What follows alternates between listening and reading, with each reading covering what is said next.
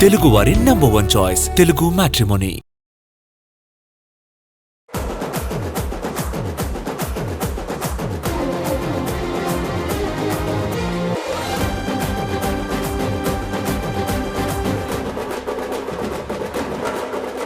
Cinema కాస్త బార్డర్లు దాటినప్పుడు criticism ఉంటూనే ఉంటుంది.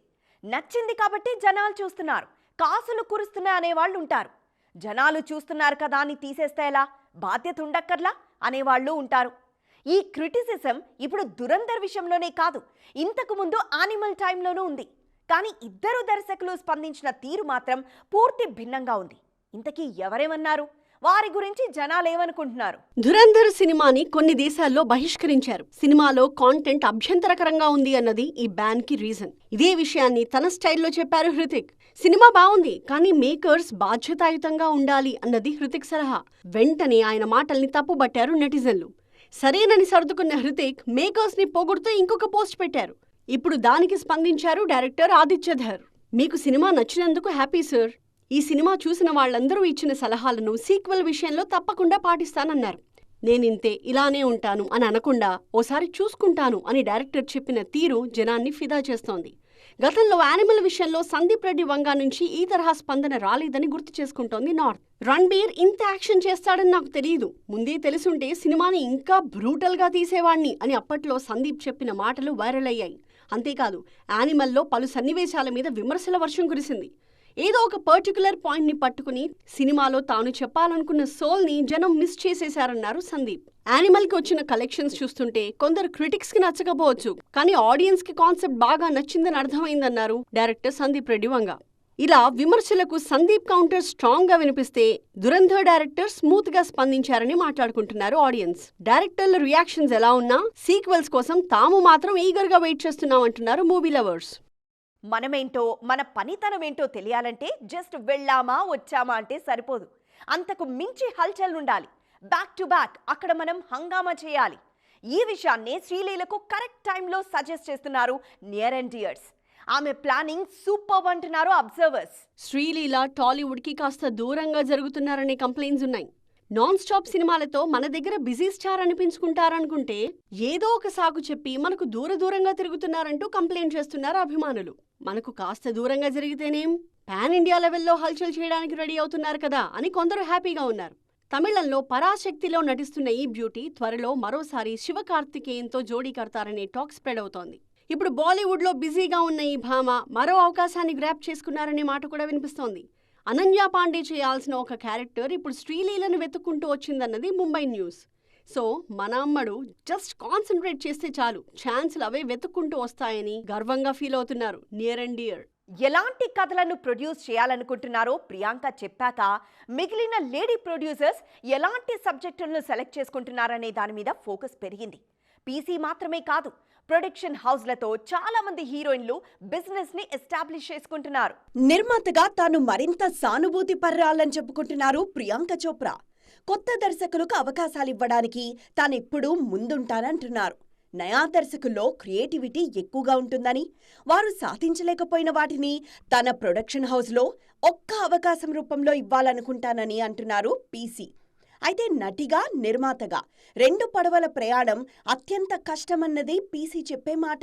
నటిగా, నిర్మాతగా బ్యాలెన్స్ చేయడం అత్యంత సవాలుతో కూడుకున్న పని అని ప్రియాంక చోప్రా మాత్రమే చెప్పడం లేదు, కృతి సనన్ కూడా అదే మాట అంటున్నారు.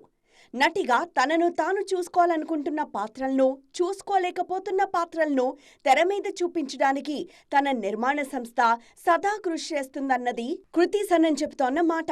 ఎంతో మంది ఎన్నెన్నో కళలతో ఇండస్ట్రీకొస్తారు. అలాంటి కళలకు ప్రాణం పోయడానికి తన నిర్మాణ సంస్థ ఎప్పుడూ ముందుండాలన్నదే తన ధ్యేయమంటున్నారు ఆలియా భట్. వీలైనప్పుడల్లా తన ప్రొడక్షన్ హౌస్లో నటించాలని అనుకుంటున్నారు.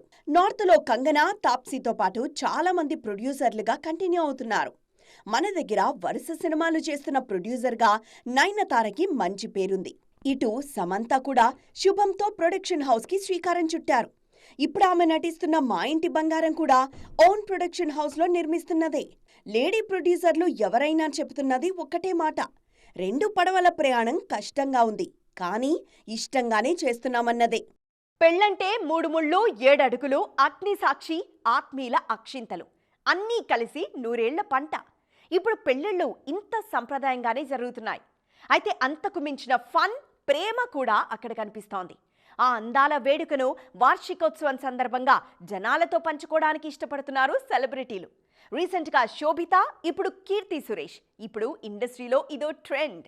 అ కోర్ డే, అ కోర్ మెమరీ అని కీర్తి సురేష్ పెట్టిన పోస్ట్కి ఫిదా అయిపోతున్నారు ఆమె ఫాలోవర్స్.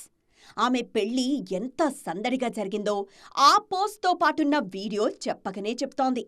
డాన్స్లు, అల్లరి, ఆత్మీయత, అక్షింతలు అంటూ అన్నింటినీ కవర్ చేసింది Keerthy Suresh wedding anniversary video.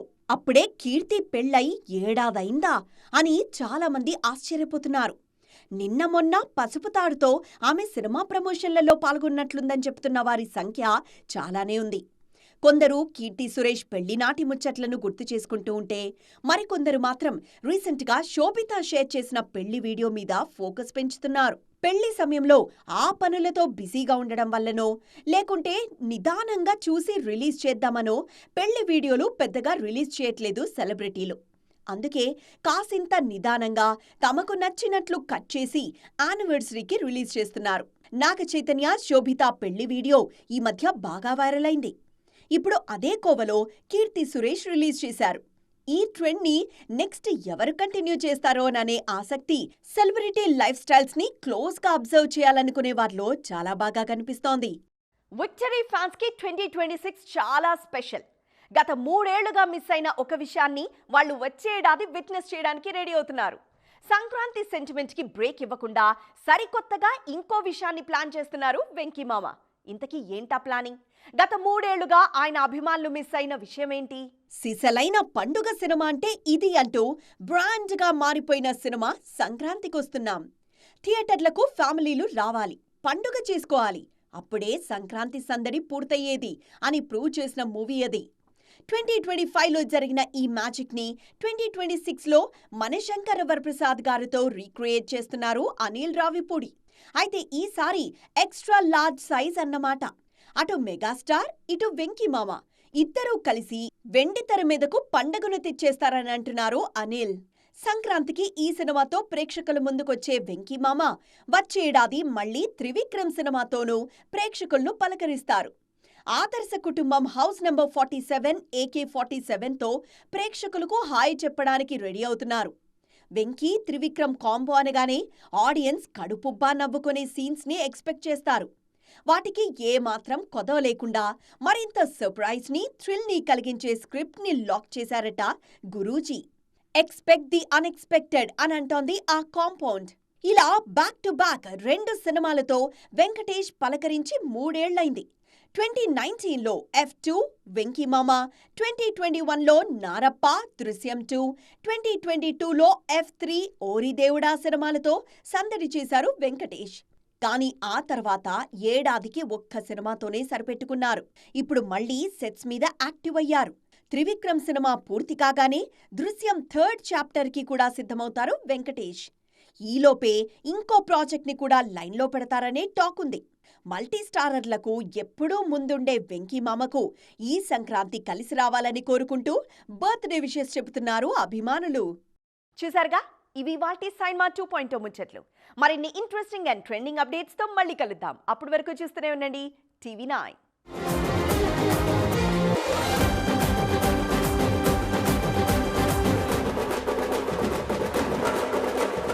Telugu వారి నంబర్ 1 చాయిస్ తెలుగు మ్యాట్రిమోనీ.